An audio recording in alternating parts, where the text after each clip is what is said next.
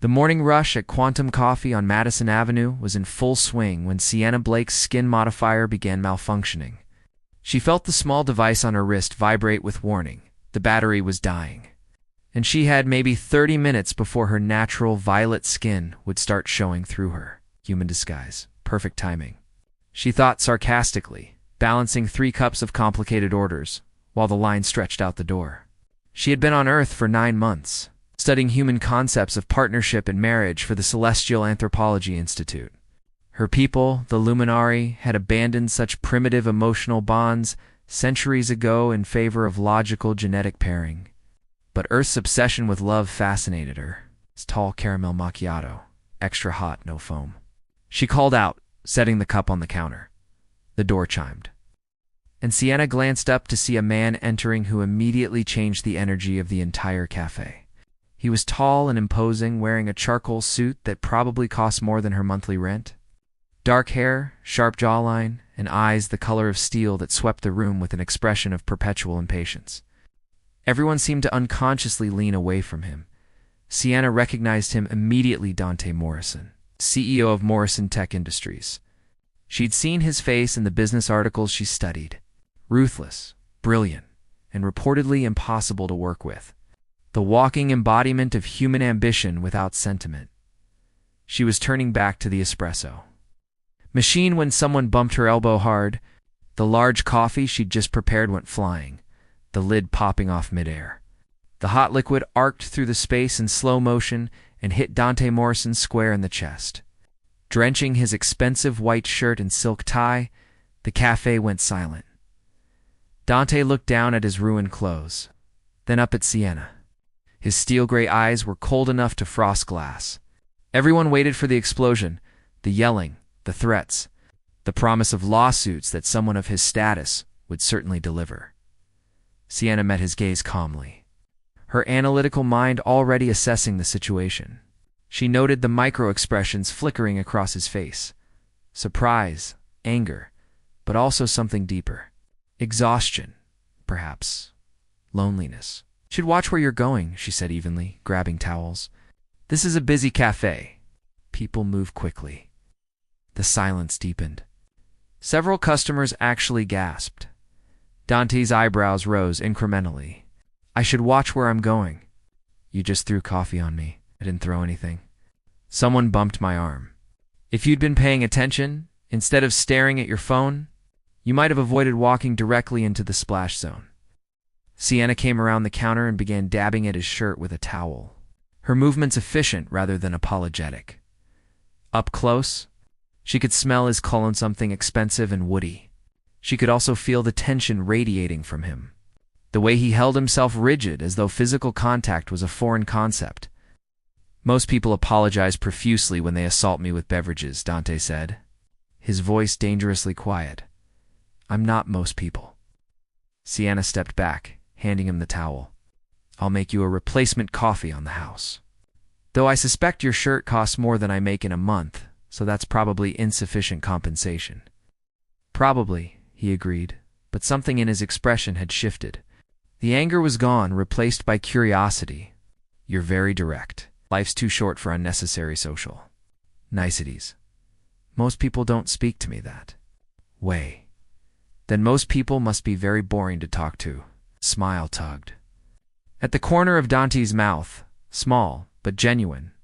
"What's your name?" "Sienna Blake. And before you ask, no, I don't know who you are." "You don't." He looked genuinely surprised. "Should I?" She was lying, of course, but watching his reaction was fascinating. "Let me guess, tech startup founder who thinks he's changing the world?" "Close. Tech company CEO who actually is changing the world." But he said it without the arrogance she expected. If anything, he sounded tired. "Dante Morrison." "Well, Dante Morrison, would you like that replacement coffee, or would you prefer to continue standing here in your wet shirt making everyone uncomfortable?" He glanced around and seemed to notice for the first time that every person in the cafe was watching them. "Coffee. Black. And your phone number." Sienna paused in reaching for a cup. "My what?" "Your phone number. I want to take you to dinner." "Why would you want to have dinner with someone who just ruined your clothes?" Because you're the first person in 5 years who's spoken to me like I'm an actual human being instead of a bank account or a business opportunity. Dante pulled out his phone.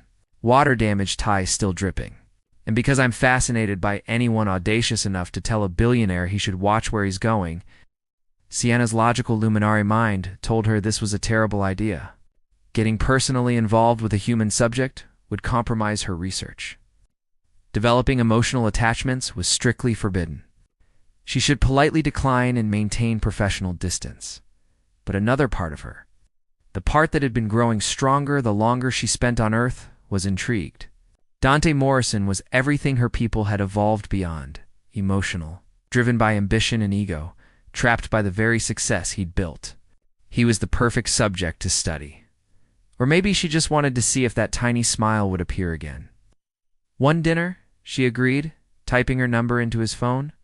Somewhere normal, not some 5-star restaurant where the menu isn't in English. Deal. Dante's smile widened slightly.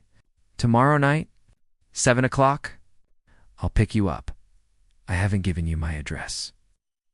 I'm a tech CEO, Sienna. Finding an address is literally the easiest thing I do all day.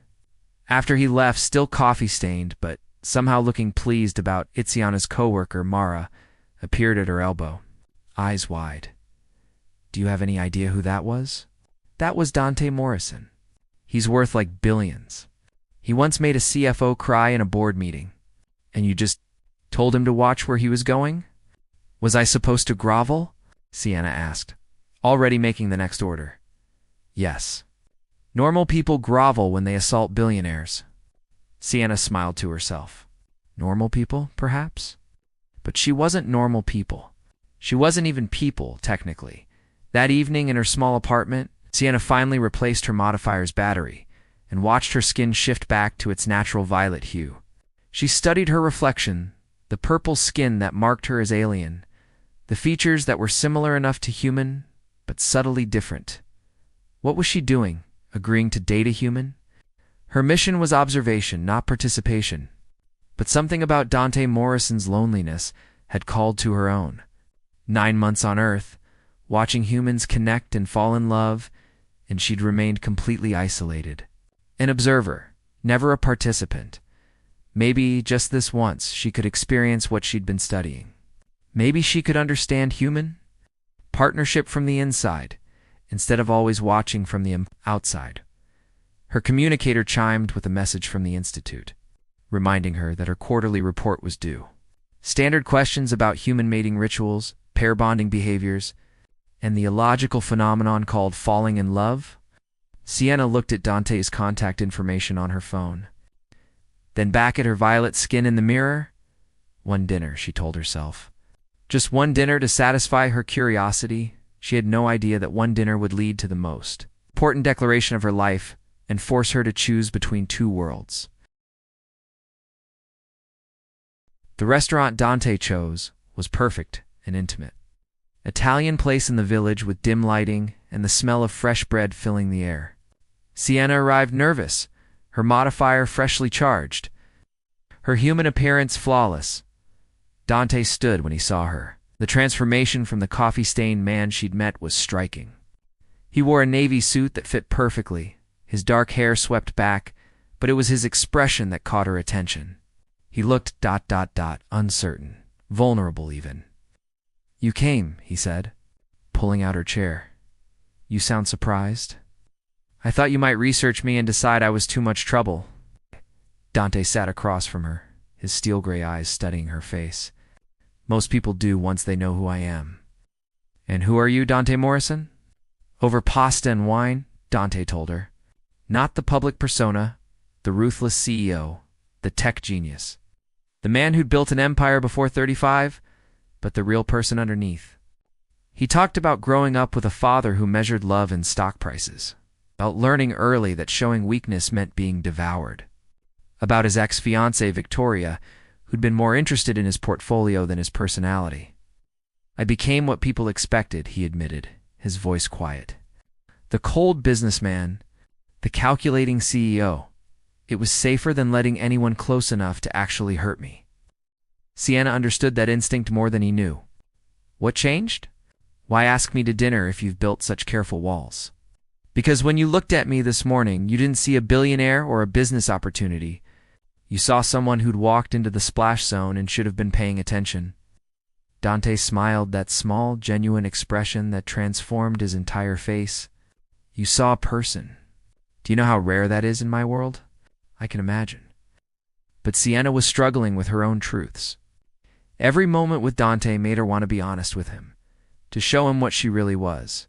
It violated every protocol, but his vulnerability called to something deep inside her. Over the next 3 weeks, they fell into a pattern. Dante would appear at the cafe during her shifts, ordering coffee and staying to talk between customers. They'd meet for late dinners after his impossible work schedule. He'd text her during board meetings, sending observations about corporate absurdity that made her laugh, and slowly, Sienna felt herself changing. The emotions her people had supposedly evolved beyond were awakening inside her. Anticipation when she knew she'd see him, joy when he smiled, jealousy when his assistant mentioned Victoria trying to contact him, desire when he looked at her like she was the only real thing in his carefully constructed world. She was falling in love, and it terrified her. For weeks after their first dinner, Dante invited her to his penthouse. The space was massive and minimalist, with floor-to-ceiling windows overlooking the glittering city. But what struck Sienna was how impersonal it felt, like a hotel suite rather than a home. You don't really live here, she observed, setting down her bag. You exist here. There's a difference. Dante poured them wine, his movements careful. You see too much? Is that a problem? No. He crossed to where she stood by the windows. It's terrifying and exhilarating in equal measure. You're the only person who actually sees me, Sienna. Not my reputation, or my money, or what I can do for them. Just ... B. What if I'm not who you think I am? The words slipped out before she could stop them. Dante's expression grew serious. Then tell me who you really are. She did. Standing in his penthouse, with the city spread below them, Sienna deactivated her skin modifier and showed him the truth. The change rippled across her body, her skin shifting from human beige to luminous violet. Her features remained similar, but now her alien nature was undeniable. Dante stumbled backward, his wineglass slipping from his fingers and shattering on the hardwood floor. Neither of them moved to clean it up. What? ... Now ... He couldn't seem to form complete sentences. I'm Luminari, Sienna said quietly, her voice steady despite her racing heart. I'm from a planet called Lumina. I came to Earth 9 months ago to study human concepts of love and partnership. My people eliminated such things centuries ago. We consider emotions inefficient. Dante circled her slowly, his analytical mind clearly working to process what his eyes were showing him. You're an alien. An actual extraterrestrial being. Yes, and you've been studying humans? Studying me. At first, yes.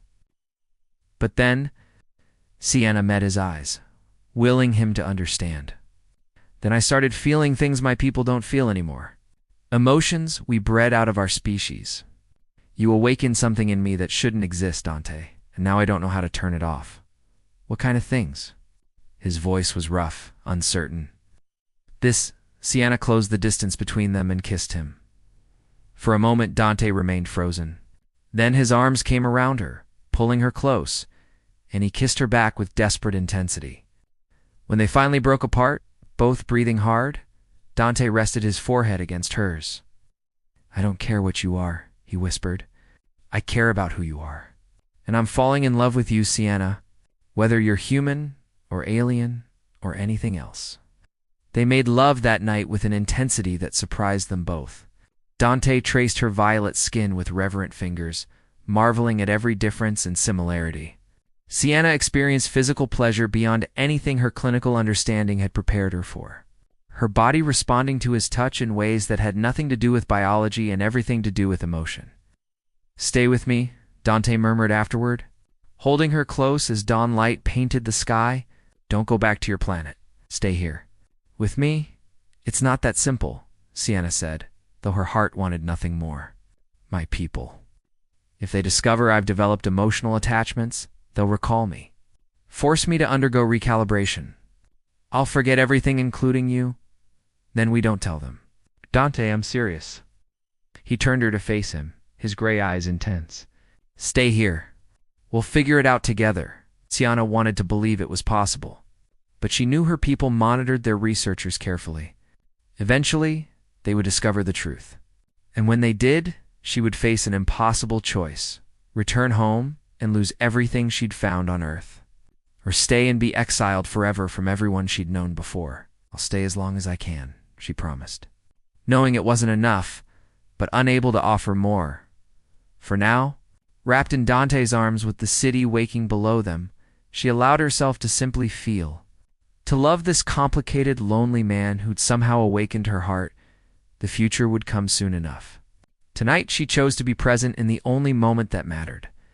3 months into their relationship, everything changed. Dante had asked Sienna to attend a corporate gala, the annual Morrison Tech investor dinner, where business deals were forged and alliances cemented. It was the first time he'd publicly acknowledged their relationship, and Sienna understood what it meant. Are you sure about this? She asked as his driver navigated through Manhattan traffic. Your world isn't exactly welcoming to outsiders. You're not an outsider. You're the woman I love. Dante took her hand, his thumb tracing circles on her palm. Besides, it's time I stopped hiding what matters most because I'm afraid of what people think. The gala was held at the plaza, and Sienna felt overwhelmed the moment they entered. Hundreds of people in designer clothes, dripping with jewelry and confidence. She'd worn a deep purple gown that complemented her disguised skin tone, but she still felt like an imposter. Dante kept her close, introducing her to business partners and investors. Most were polite but distant, their eyes calculating and dismissive. Then Victoria appeared. Dante's ex-fiancée was exactly what Sienna expected all. Blonde, elegant in a way that came from generations of wealth and privilege. But it was the man beside her who made Sienna's skin prickle with warning. Dante, darling. Victoria glided over, all false warmth. How wonderful to see you.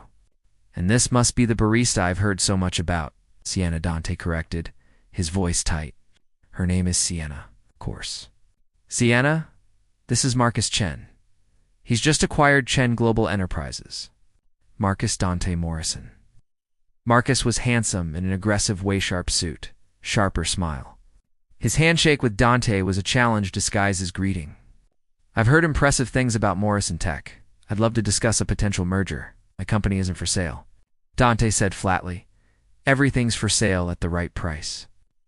Marcus's eyes slid to Sienna with barely concealed disdain. Though I understand you've been distracted lately. Perhaps we should discuss business when you're more focused. The insult was clear. Victoria smiled her cold smile. Marcus is right. This partnership could be extraordinary for both companies. We should talk seriously. Perhaps over dinner? Just the three of us. You, me, and Marcus. Like old times. No, Dante said. But before anyone could respond, Dante's father appeared, Richard Morrison, the founder of Morrison Tech. He was a stern man in his 60s who'd made it clear he disapproved of Sienna from the moment he learned of her existence. Dante. We need to discuss this merger opportunity, Richard said, barely acknowledging Sienna. Marcus has proposed very favorable terms. I'm not interested. Time seemed to stop. Marcus froze, his hand still gripping Sienna's arm. Victoria's face went white. Every conversation on the nearby terrace ceased as heads turned toward the commotion. Dante stood in the doorway, his expression absolutely murderous. He'd removed his suit jacket, and Sienna could see the tension in his shoulders, the barely controlled fury in his steel-gray eyes. I said, Dante repeated, each word sharp as broken glass, take your hands off my wife. Your wife? Marcus laughed uncertainly, but he released Sienna's arm. Dante, you're not married. Not yet. Dante crossed the space between them in 3 strides, positioning himself protectively in front of Sienna. But I'm about to fix that. Right now. He turned to face Sienna, and suddenly everyone else disappeared. There was only him, only them, only this moment crystallizing into something that would change everything. Sienna Blake, Dante said, his voice carrying across the now silent terrace, I know this isn't romantic. I know it's impulsive and probably insane. But I'm done pretending that anything matters more than you. I'm done letting other people's expectations dictate my life. I'm done hiding what I feel because I'm afraid of what it might cost me. He dropped to one knee, and Sienna heard gasps ripple through the crowd. Richard Morrison appeared in the doorway, his face red with anger. Victoria made a strangled sound of disbelief. I don't have a ring, Dante continued, his gray eyes locked on Sienna's face. I don't have a planned speech. What I have is the absolute certainty that I love you more than I've ever loved anyone. That you see me, really see me, in a way no one else ever has. That you make me want to be better than the cold, calculating person I've become. Dante, Richard barked, this is absurd. You can't. I can, and I am. Dante never looked away from Sienna. You taught me what it means to actually feel something real. To be vulnerable. To care about something more than profit margins and stock prices. You awakened a part of me I thought I'd killed off years ago. Tears were streaming down Sienna's face, her carefully maintained composure crumbling completely. She could feel her modifier flickering, her emotions overwhelming the device's capacity to regulate her appearance. I don't care where you're from, Dante said softly, though his voice still carried. I don't care that you're different or that my father disapproves or that people like Marcus and Victoria think you're beneath me. They're wrong. You're the best thing that's ever happened to me, and I'm not letting you go. He pulled a platinum cufflink from his shirt, an expensive, elegant piece that caught the light. This will have to do until I can get you a proper ring. Sienna Blake, will you marry me? Will you be my wife, my partner, my family? Will you choose this impossible life with me? The terrace was utterly silent. Sienna could feel hundreds of eyes on them, could sense the shock and disapproval radiating from Richard Morrison and Victoria. She knew saying yes would mean facing consequences from her own people. The Luminari would recall her immediately if they discovered she'd bonded with a human. But looking into Dante's eyes, seeing the love and hope and absolute certainty there, Sienna knew there was only one answer possible.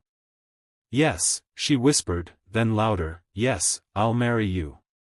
Dante stood and kissed her deeply, pulling her into his arms as applause erupted from some corners of the crowd.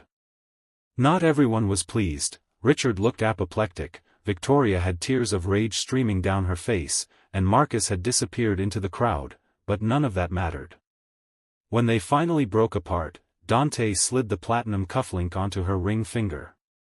It was absurd and perfect and completely them.